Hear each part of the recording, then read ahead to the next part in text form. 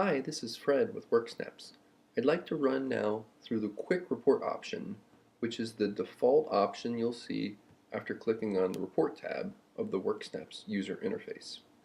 By default, the information is presented as so. You'll see a weekly report, and like everybody else in Worksnaps, you can either go back to the previous week or forward to the next week. You'll see that the time period selected is week. You can click the drop down and select from any of these, or do your own custom time report.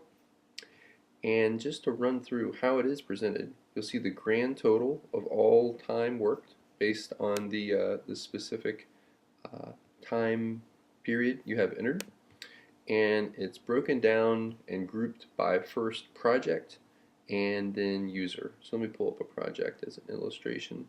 So for this project, internal projects, you'll see all the time is going to be listed by this user first, and then summarized over here, and then the second user, and then summarized here, and then you'll see the total time of these two users worked combined.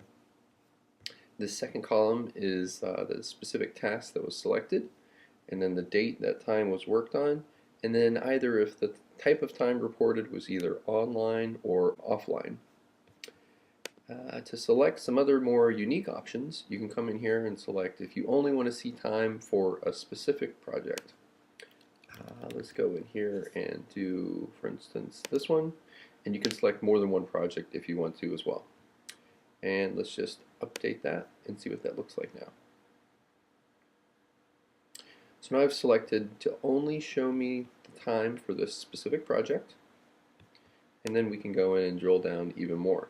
If you only wanted, work for one specific user, say this one, you could select that person in here. Let's take that off for now. The time zone is relative to the your time zone, so I'm GMT -5. If you want to see information about like the rate that the user is assigned and the total amount potentially of the invoice for the selected time period, you would select time and amount. And then the group by option is good to understand as well. So you can, for instance, say group by the user first and then the date, and you can see what that will look like as well. So you'll see that the information is listed chronologically by user. So based on this last week, these are the days worked in chronological order by this user, and again that total, and there's also a date subtotal broken down. So if the user works multiple different snaps within the day, it'll break that down, and the same thing with this user, and then break that down there. And then the last option is just group by user comments in addition to the task. Either select or unselect that to give you more information, and then update.